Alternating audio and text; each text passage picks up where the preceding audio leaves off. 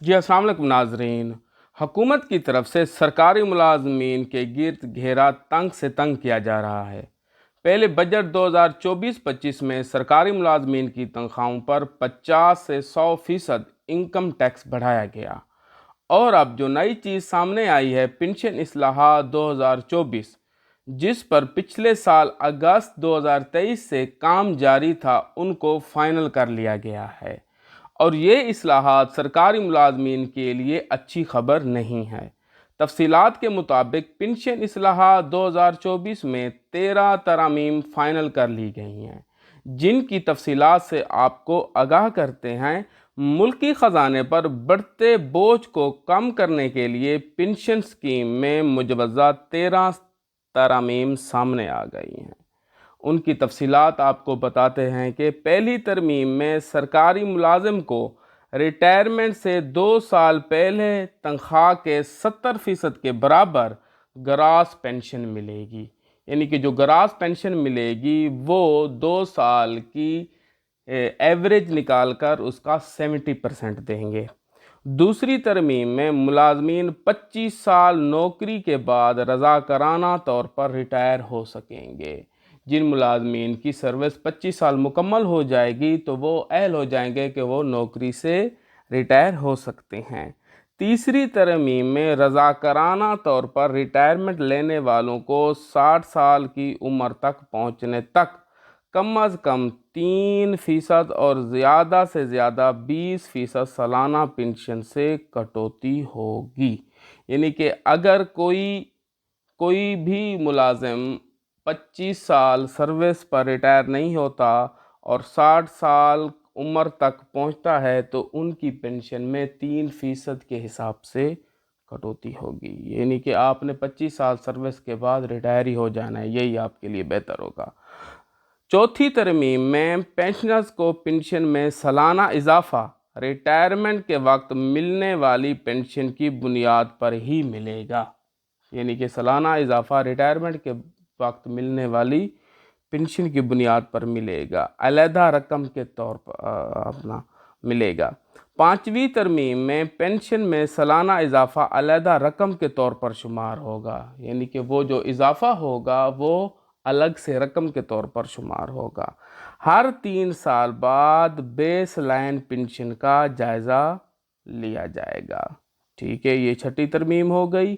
ابھی 7ویں ترمیم میں پینشنر کی وفات کے 10 سال بعد تک اس کی فیملی کو پنشن مل سکے گی۔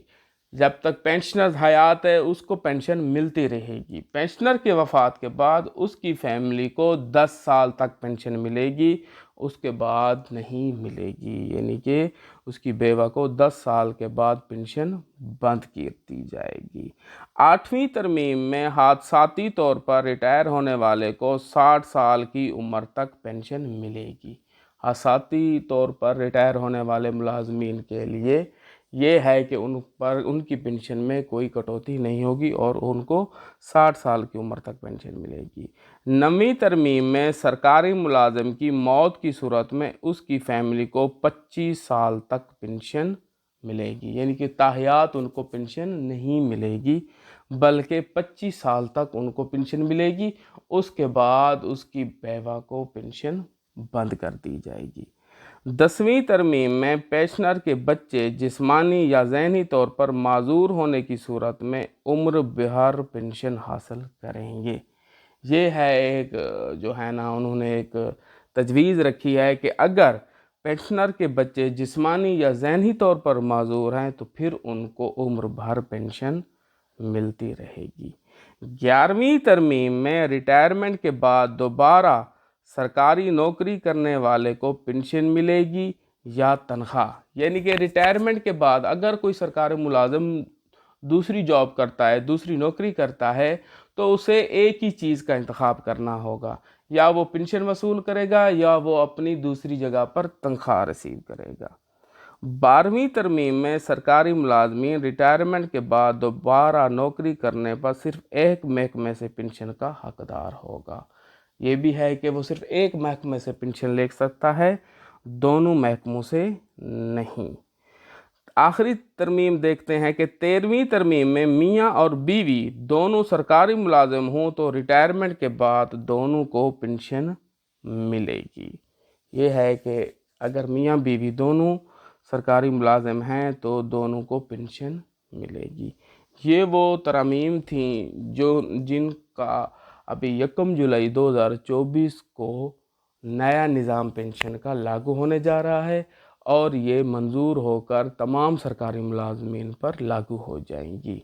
अगर ओवरऑल देखा जाए, जिस तरह इन्होंने 70% ग्रास पेंशन का निकाला है 2 साल की बुनियादी तनख्वाह को या 2 साल की एवरेज निकाल कर, तो ये मुलाजमीन के लिए बहुत बड़ा भारी माली नुकसान होगा।